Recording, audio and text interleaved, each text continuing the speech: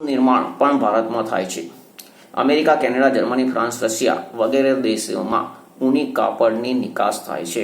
બરાબર. હવે છે કૃત્રિમ કાપડ.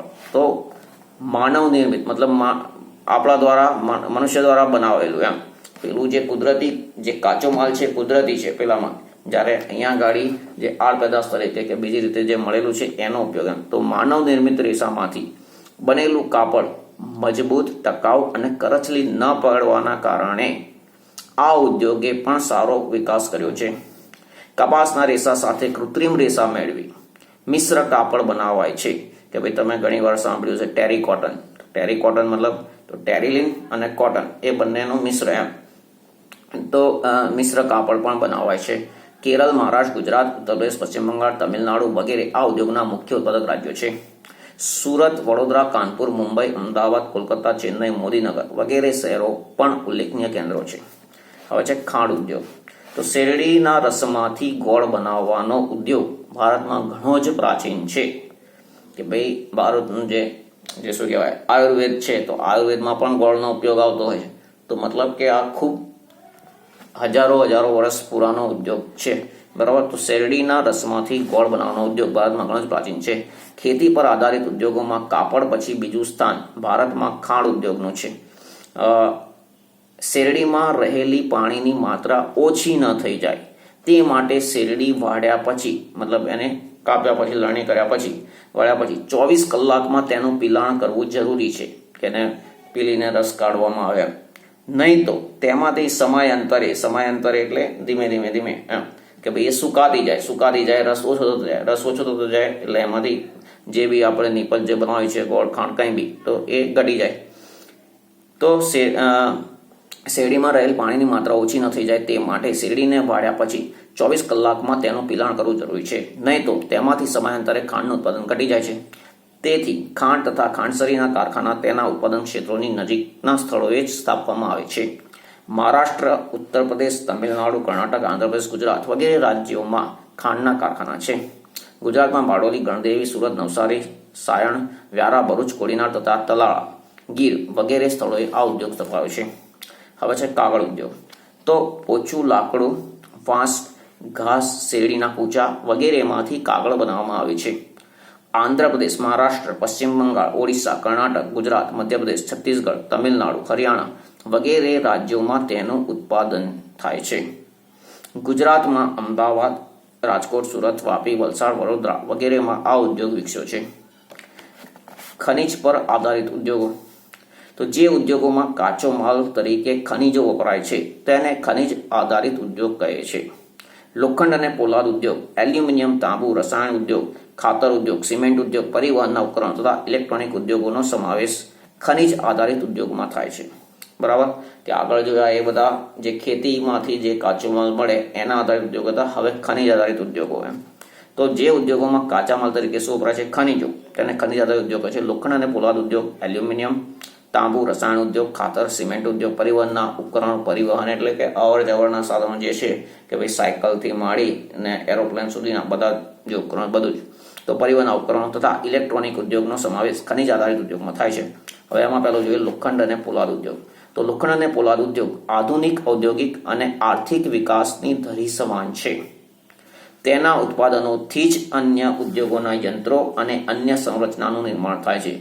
કે ભાઈ બીજા ઉદ્યોગો જે છે એમાં પણ જે મશીનરી વપરાય છે, જે યંત્રો વપરાય છે એના માટે પણ લોખંડ જોઈએ. તો લોખંડ ઉદ્યોગ સૌથી પાયામાં છે એમ. બરાબર.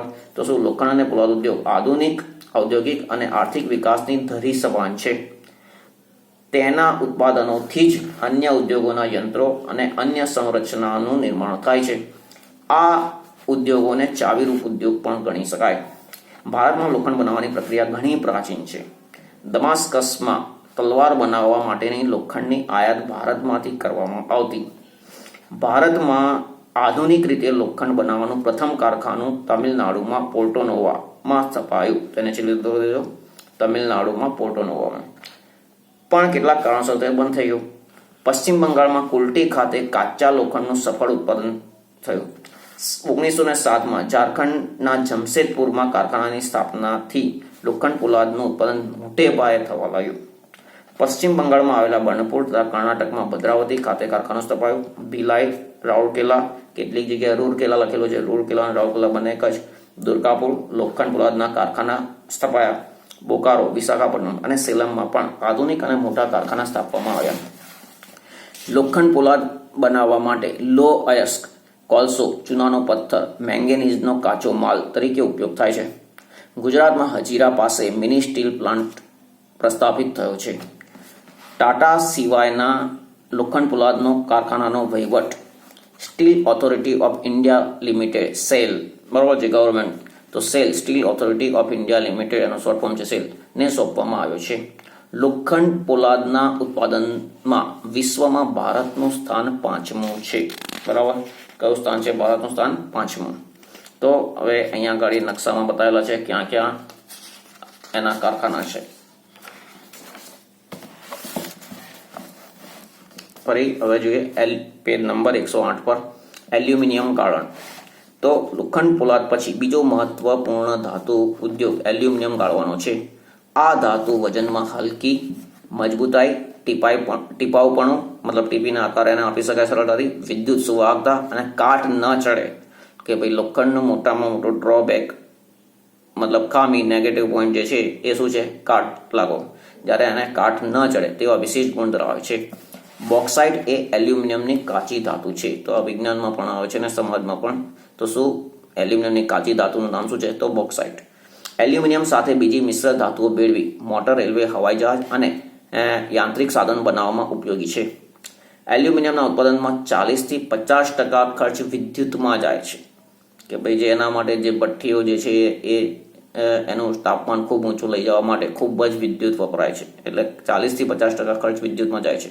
આથી જ્યાં બોક્સાઇટ જળ વિદ્યુત સરળતાથી ઉપલબ્ધ હોય ત્યાં આ ઉદ્યોગો સ્થપાયા છે. ઓડિશા, પશ્ચિમ બંગાળ, કેરળ, ઉત્તર પ્રદેશ, છત્તીસગઢ, મહારાષ્ટ્ર અને તમિલનાડુમાં એલ્યુમિનિયમનું ઉત્પાદન કરતા કારખાના સ્થપાયા છે. હવે છે તાંબુ ગાળણ. તો વિદ્યુત સુવાહકતા તથા બીજી ધાતુઓ સાથે સરળતાથી ભળવાના ગુણને લીધે તાંબાનો ઉપયોગ વધ્યો છે. વિદ્યુત ઉદ્યોગ, refrigerator, air conditioner, automobile, radiator, ઘર વપરાશના વાસણો વગેરે સાધનોમાં તાંબુ ઉપયોગી છે. ભારતમાં સૌપ્રથમ તાંબા ગાળણનો ઉદ્યોગનો એકમ ભારતીય તાંબા નિગમ ICC દ્વારા ઝારખંડમાં ઘાટશિલા ખાતે પ્રસ્થાપિત કરવામાં આવ્યો. તો કોના દ્વારા? ભારતીય તાંબા નિગમ દ્વારા, ઇન્ડિયન કોપર કોર્પોરેશન. 1972માં ભારતીય તાંબા નિગમને હિન્દુસ્તાન કોપર લિમિટેડ HCL નામની જે કંપની છે તે એને અંતર્ગત હસ્તાંતરણ કરવામાં આવ્યું, એટલે એને સોંપવામાં આવ્યું. આજે હિન્દુસ્તાન કોપર લિમિટેડ એટલે HCL ઉપરાંત ખાનગી ક્ષેત્રમાં પણ તાંબાનું ઉત્પાદન કરવામાં આવે છે. તેમ છતાં ભારતમાં પોતાની જરૂરિયાતનું ઉત્પાદન ન થતું હોવાથી વિદેશમાંથી આયાત કરવું પડે છે. હવે છે રસાયણ ઉદ્યોગ. તો રસાયણ ઉદ્યોગના ઉત્પાદનમાં ભારતનું સ્થાન મહત્વનું છે. રસાયણો બે પ્રકારના છે, કાર્બનિક રસાયણો અને અકાર્બનિક રસાયણો. કાર્બનિક રસાયણ ઉદ્યોગોના સંદર્ભે પેટ્રો રસાયણ, પેટ્રોકેમિકલ્સ મુખ્ય છે. તેનો ઉપયોગ કૃત્રિમ રેસા, કૃત્રિમ રબર, પ્લાસ્ટિકની વસ્તુઓ, રંગ રસાયણ તથા દવાઓમાં થાય છે. શેનો? કાર્બનિક જે રસાયણ છે તે, બરાબર. પેટ્રોકેમિકલ્સ જેને કહેવાય કે ખનિજ તેલ, જે રિફાઇનરી હોય એ ખનિજ તેલ જે શુદ્ધ કરવામાં આવે, ક્રૂડ હોય, બરાબર, એ રિફાઇન કરવામાં આવે ત્યારે આડ પેદાશ તરીકે જે મળે છે. તો બરાબર, તો કાર્બનિક રસાયણ ઉદ્યોગના સંદર્ભે પેટ્રો રસાયણ, પેટ્રોકેમિકલ્સ જે કહેવાય છે તે મુખ્ય છે. તેનો ઉપયોગ કૃત્રિમ રેસા, તો કૃત્રિમ રેસા એટલે પોલિએસ્ટર છે, જેને આપણે પોલિસ્ટર સાદી ભાષામાં પોલિસ્ટર બોલતા હોય છે પણ એ પોલિએસ્ટર થયું.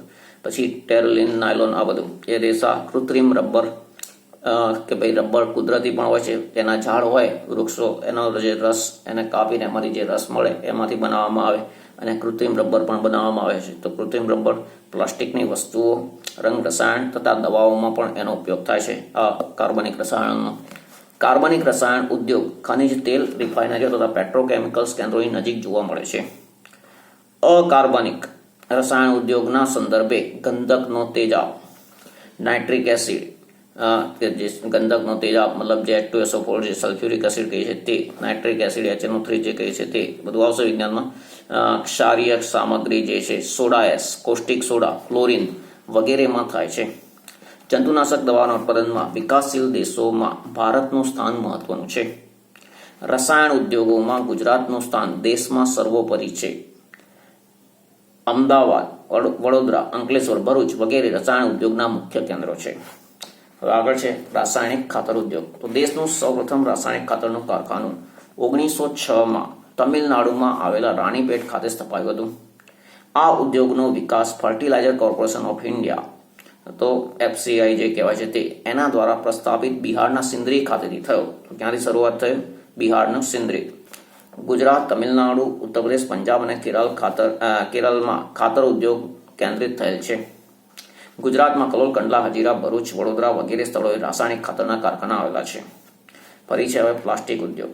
તો પ્લાસ્ટિક ઉદ્યોગને સનરાઇઝ ઇન્ડસ્ટ્રી પણ કહે છે. તો આ જે વર્ષો પહેલા છપાયેલી છે બરાબર, તો એમાં એ રીતે કહેલું છે. હવે તો પુષ્કળ બધી વસ્તુઓ પ્લાસ્ટિકની આવતી જ જાય છે, બનતી જાય છે. તો પ્લાસ્ટિક ઉદ્યોગને સનરાઇઝ ઇન્ડસ્ટ્રી, તો સનરાઇઝ મતલબ સૂર્ય છે, રાઇઝ એટલે ઉગવું, તો સૂર્યોદય, તો ઉદય પામતી એમ કે મતલબ એ હજુ વધતી જ રહેશે એમ. તો સનરાઇઝ ઇન્ડસ્ટ્રી પણ કહે છે. દેશમાં દર વર્ષે ઉત્તરોત્તર પ્લાસ્ટિકની કાચા માલની માંગમાં વધારો થયો છે. વોટરપ્રૂફિંગ તથા બીબામાં ઢાળી શકાય તેવા ગુણને કારણે, કે ભાઈ વોટરપ્રૂફિંગ, કોથળી છે બરાબર, દાખલા તરીકે આપણે છાશ હોય કે દૂધ હોય કે કંઈ બી, તો એ કાપડમાં લઈ શકીશું આપણે? ના, પણ પ્લાસ્ટિકમાં લઈ શકીએ છીએ. એટલે વોટરપ્રૂફિંગ એમ કે એમાંથી પાણી પસાર થતું નથી. તથા બીબામાં ઢાળી શકાય, પછી ગરમ કરીને એનો રસ બનાવીને જેવું બનાવવું હોય જેવી વસ્તુ એ બનાવી શકાય. તો બીબામાં ઢાળી શકાય તેવા ગુણના કારણે. પછી પેકિંગમાં રસાયણોના સંચયન, ટેક્સટાઇલ, મકાન બાંધકામ, વાહન નિર્માણ, ઇલેક્ટ્રોનિક્સ વગેરેમાં તેનો ઉપયોગ થાય છે. દિલ્હી, મુંબઈ, કોલકાતા, બેંગલુરુ, વડોદરા, વાપી, કાનપુર, કોઇમ્બતુર અને ચેન્નાઈ પ્લાસ્ટિક ઉત્પાદનમાં મહત્વના કેન્દ્રો છે. હવે છે સિમેન્ટ ઉદ્યોગ. તો મકાન બાંધકામ, સડકો, બંધો વગેરેના નિર્માણ કાર્ય માટે સિમેન્ટ અનિવાર્ય બને છે. ચીન પછી સિમેન્ટ ઉત્પાદનમાં વિશ્વમાં ભારતનો ક્રમ બીજો છે. તે વિશ્વના આશરે 6% ઉત્પાદન કરતો દેશ બન્યો છે. તો હજુ પણ જરૂરિયાત આપણા દેશમાં વધારે છે જ બરાબર, કે આટલી વસ્તી છે ને એ રીતે એમ, તો હજુ પણ વધારે ઉત્પાદન વધારવાનું અને નિકાસ કરવાની પણ શક્યતા છે. તો તે વિશ્વના આશરે 6% ઉત્પાદન કરતો દેશ બન્યો છે. ચૂના પથ્થર, હવે કોઈ એમ માને કે બીજો ક્રમ છે એટલે ઘણું બધું, તો ના, ચીનનો પહેલો ક્રમ છે, પણ એ પછી બંનેનો ડિફરન્સ ખૂબ મોટો છે એમ બરાબર. બોક્સાઇટ, ચીકણી માટી વગેરે સિમેન્ટ બનાવવાનો કાચો માલ છે. કાચો માલ અને ઉત્પાદનનો વજનમાં ભારે હોવાથી સિમેન્ટના કારખાના જ્યાં કાચો માલ વધુ પ્રમાણમાં ઉપલબ્ધ છે ત્યાં સ્થપાયા છે. ગુજરાતમાં આ ઉદ્યોગનો સારો એવો વિકાસ થયો છે. ફરી આગળ છે પરિવહન ઉપકરણ ઉદ્યોગ. તો પરિવહન આગળ સમજાવ્યું હતું બસ, સાયકલથી માંડીને એરોપ્લેન સુધીનું બધું જ, અને એની માટેની જે સુવિધા ઊભી કરવામાં આવે એ બધું જ બરાબર. તો મુસાફરી માટેના અનેક વાહનો આપણે જોયા છે. અગાઉ પશુ દ્વારા ખેંચાતા વાહનો હતા જેની ગતિ ધીમી હતી. આજે આધુનિક યુગમાં રસ્તાઓના વિકાસ સાથે ઝડપી ગતિવાળા વાહનો ક્રમશઃ વપરાશમાં આવ્યા છે. આ વાહનોનું નિર્માણ કરતા ઉદ્યોગને પરિવહન ઉદ્યોગ કહે છે. હવે પહેલું એમાં જોઈએ રેલવે. તો ભારતમાં મુસાફરી માટે રેલવે સેવાની કામગીરી પ્રશંસનીય છે. રેલવે પોતાની જરૂરિયાતના ઉપકરણો જેવા કે રેલવે એન્જિન, મુસાફરોના ડબ્બા, માલગાડીના ડબ્બા વગેરે ખુદ તૈયાર કરે છે. ઉપરાંત ખાનગી ધોરણે પણ ઉત્પાદન થાય છે. રેલવે એન્જિન 3 પ્રકારના છે: વરાળ, ડીઝલ, વિદ્યુત. કે ભાઈ હવે વરાળ એન્જિન અને ડીઝલ એન્જિન ધીમે ધીમે ઘટતા જાય છે, વધારે હવે વિદ્યુત અને બધું મોટે ભાગે બધું વિદ્યુતીકરણ થતું જાય છે રેલવેનું. વર્તમાન સમયમાં વરાળથી ચાલતા એન્જિનો હવે પ્રવાસન હેતુથી ચલાવાતી હેરિટેજ રેલવેમાં જ ઉપયોગમાં લેવાય છે. હેરિટેજ એટલે વારસો. તો વારસો એટલે કે ભાઈ લોકોને ખ્યાલ આવે કે એક સમયે આ સ્ટીમ એન્જિન, જે વરાળ એન્જિન છે, એનાથી ટ્રેનો ચાલતી હતી બરાબર. તો એવી પ્રવાસન સ્થળોએ આ રીતે હેરિટેજ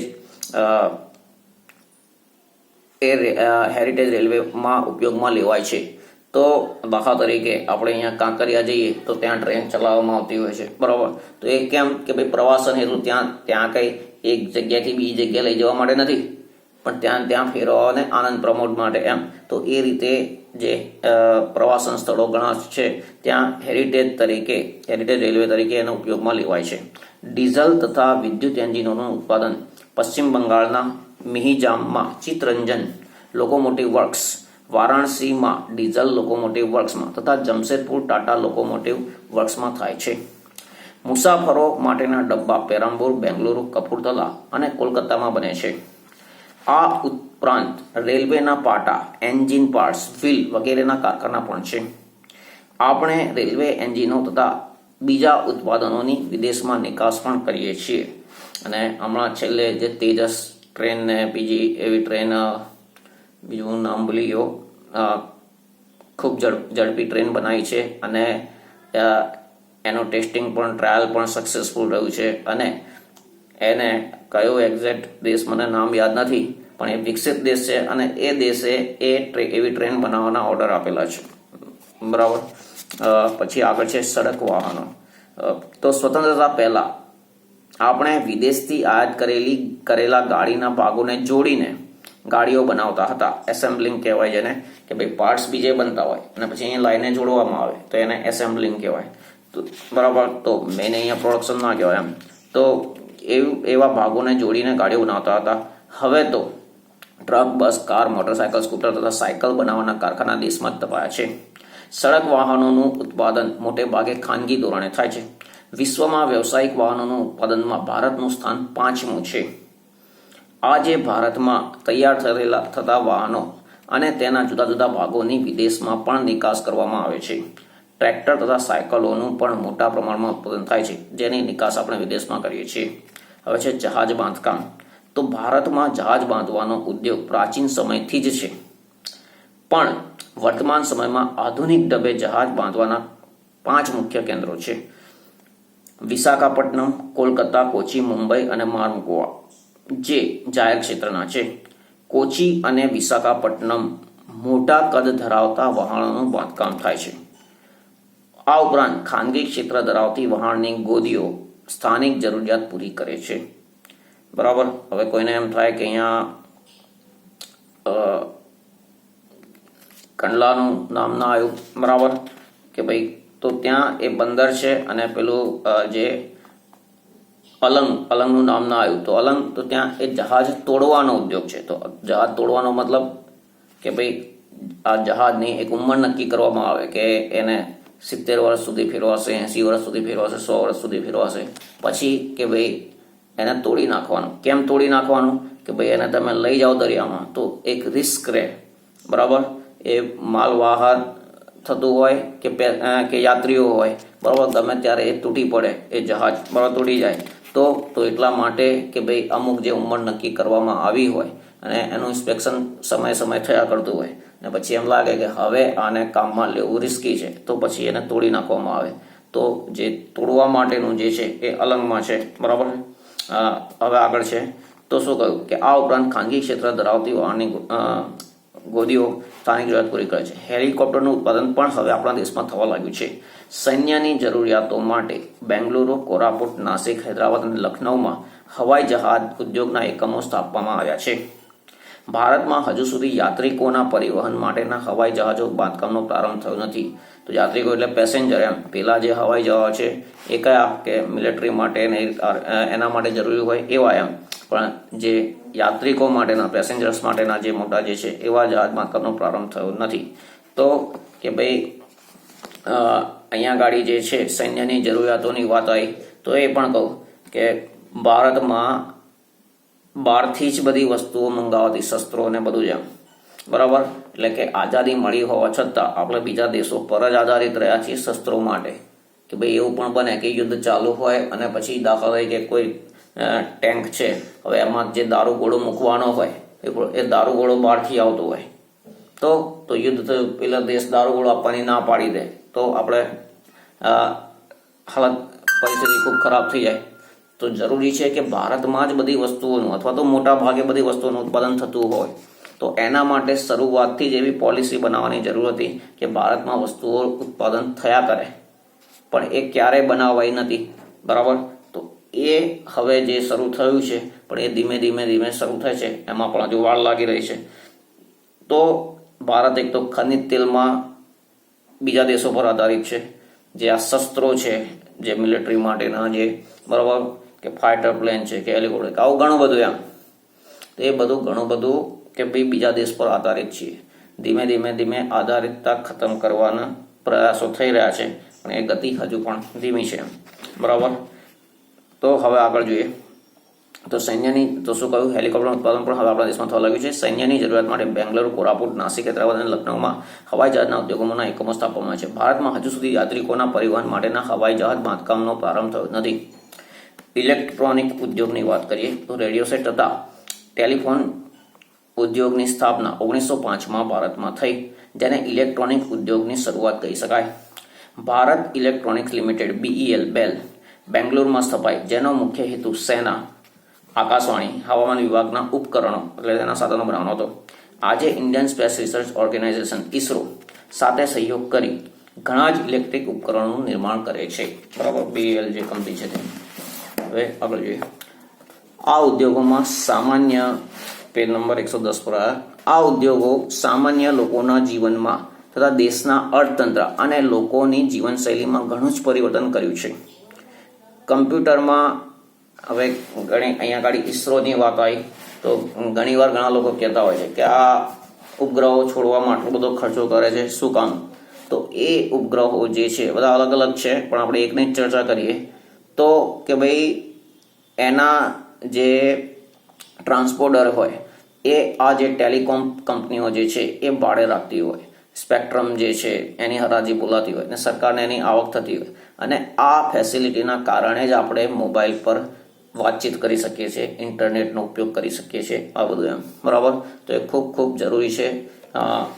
એમાં જેટલું બી રોકાણ થાય એટલું ઓછું છે, બરાબર. એમાં સૌથી વધારે રોકાણ થવું જોઈએ.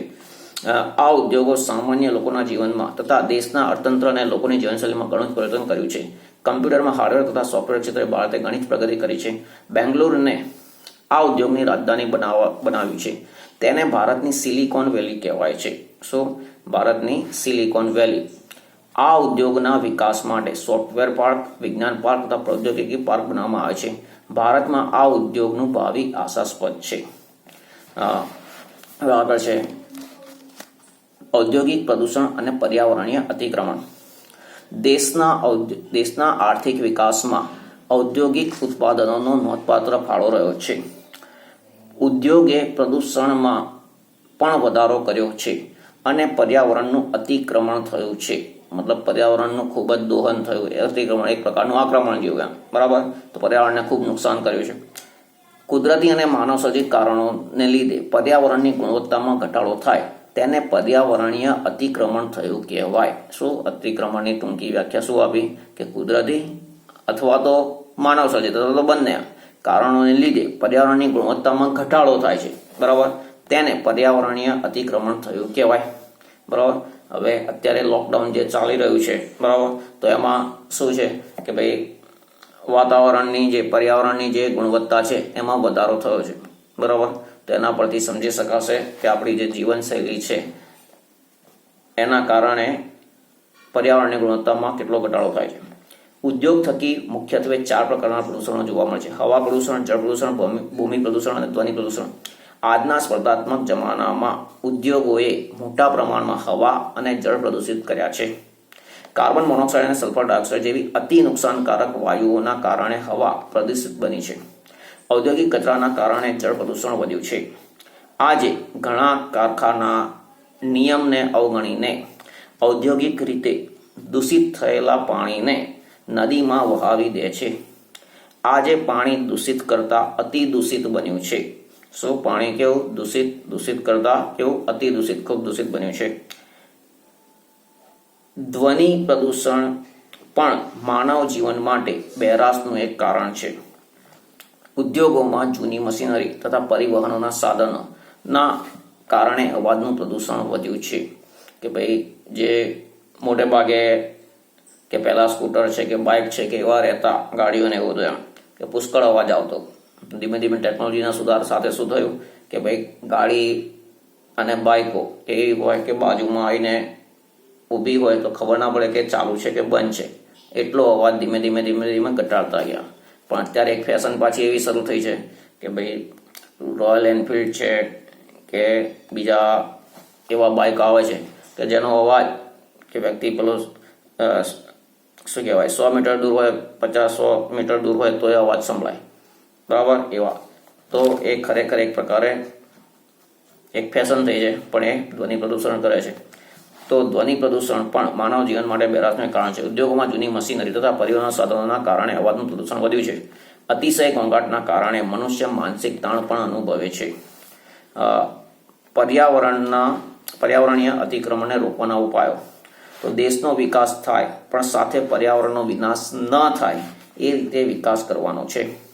ઔદ્યોગિક વિકાસનું યોગ્ય આયોજન કરી પ્રદૂષણની માત્રા ઘટાડી શકાય.